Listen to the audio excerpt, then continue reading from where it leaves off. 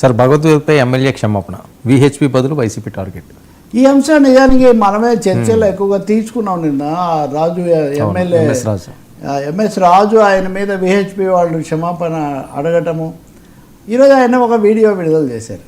ఆసక్తికరమైనది ఏమంటే ఆయన వీడియో మొత్తం వైసీపీని ఉద్దేశించింది. క్షమాపణమో చివరిలో చెప్పారు, నేను అలా అనలేదు ఇలా అన్నాను, దాన్ని వైసీపీ వాళ్ళు పెద్ద చేస్తున్నారు. నిజంగా వైసీపీ వాళ్ళు దీన్ని పెద్ద చేయడం కూడా ఆసక్తికరమే. ఆయన హిందూ కాదు క్రిస్టియన్ అన్నట్టుగా చేస్తున్నారని అసలు వైసీపీ మీద ఉన్న ముద్ర, బీజేపీ వాళ్ళు చేసిన విమర్శ, లేకపోతే రేపు తిరుపతి సమస్యలో కూడా పదే పదే వైసీపీ మీద చేస్తుంది అదే కదా. అంటే తమ మీద ఇతరులు చేస్తే దేన్ని ఖండిస్తున్నారో అదే తాము మళ్ళీ ఇతరుల మీద చేస్తున్నటువంటి ఒక పరిస్థితి అనమాట. నిజానికి ఎమ్మెల్యే రాజు ఇచ్చిన వివరణలో ఆయన గట్టిగానే చెప్పాడు. ఏమనంటే, నేను చెప్పాను భగవద్గీత, ఖురాను, బైబిల్ ఏవి తిండి పెట్టేవి కాదు, తిండి అంబేద్కర్ తెచ్చిన రాజ్యాంగమే పెడుతుంది.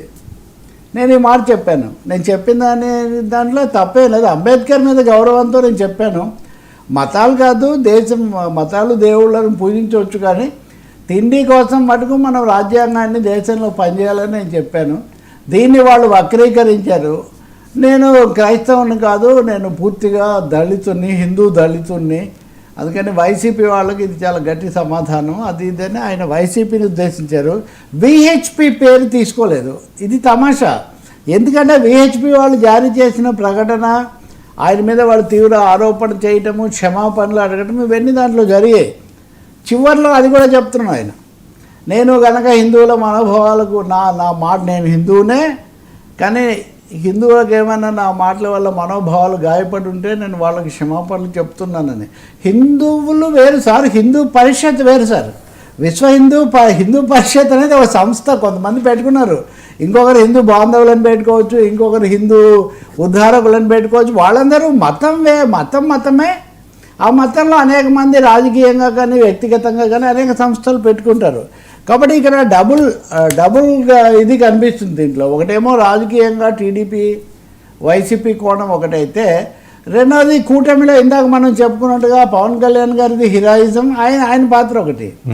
ఈ సంఘ పరివారు బీజేపీ దీంట్లో వీళ్ళ తాలూకు మత రాజకీయాలు, వీటిలో ఏది దొరికినా కానీ వదిలిపెట్టకుండా దాన్ని ఏదో పెద్ద చేసే ప్రయత్నం వీళ్ళది. మరి దీని మీద ఇప్పుడు ఆయన అందులో విహెచ్పి పేరే చెప్పలేదు కాబట్టి వాళ్ళు దీన్ని యాక్సెప్ట్ చేస్తారా? మీరు మమ్మల్ని ఏమీ గుర్తించలేదు కాబట్టి అని వాళ్ళు ఇంకోటి అంటారా? మనం ఇప్పుడు దాన్ని చూడాల్సి ఉంటుంది ఇంకా.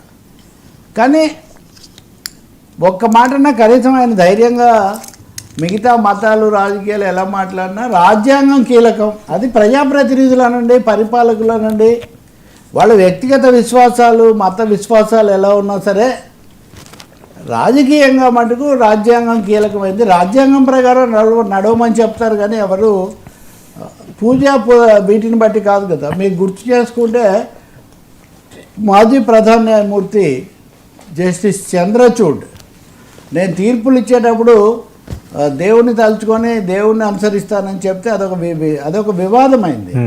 ఎందుకంటే తీర్పులు రాజ్యాంగాన్ని అనుసరించేవాళ్ళు, కానీ ఏ దేవుణ్ణి ముక్కోటి దేవతలు ఒక్కటైనారు, సత్సన్ని పాపను ఇక్కడ ఉంచారని ఏ దేవుణ్ణి మీరు అనుసరిస్తారు? కాబట్టి దేవుడు అన్నది విశ్వాసానికి సంబంధించింది. ఏకపత్ని వ్రతము అది మనకు అభిమతము, వేల్పు భార్యల శతము ఓ కూనలమ్మ అంటాడు ఆరుద్ర. మరి రాముడిని అనుసరిస్తారా, కృష్ణుని అనుసరిస్తారా, కాలాన్ని అనుసరిస్తారా, రాజ్యాంగాన్ని అనుసరించాలి అంతిమంగా, అంతే కదా. కాబట్టి చాలా స్పష్టంగా ఆయన ఆ మటుకు గట్టిగా ఇంత జరిగినా నేను రాజ్యాంగాన్ని కట్టుబడి ఉన్నాను అని ఆయన చెప్పడం మటుకు అది మంచి విషయమే.